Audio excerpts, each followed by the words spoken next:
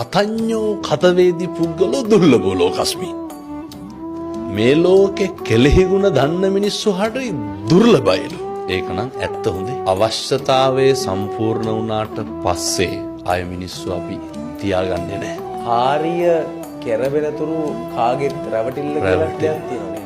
ඔය අපේ ජන කවිය මේවා හොඳට පත්තියන් වෙච්ච මිනිස්සුන්ගේ කටවල් වලින් කියවෙච්චා. බුදුහාමුදුරුවෝ එදා එහෙම කිව්වෙත් එදත් එහෙම ඉඳලා තියෙනවා.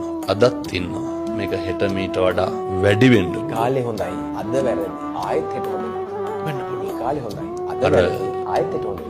අවශ්‍යතාවයේ අනුව තමයි මිනිස්සයා හොඳ නරක තීරණය කරන්නේ. අපි අපේ හොඳම යාළුවා අතින් වැරද්දක් වුණාම ඒක වැරද්දක් විදිහට දකිනවද? සේම නෑ. මගේ එකා කියලා කියන්නේ. මගේ එකා කියලා නේ. ඒක ෂේප් හදාගමු කියලා කියන්නේ. ෂේප් කරලා දානවානේ. මං හරියට නම් කියනකොට සමහරක් වෙලාවට පැහැදිලිව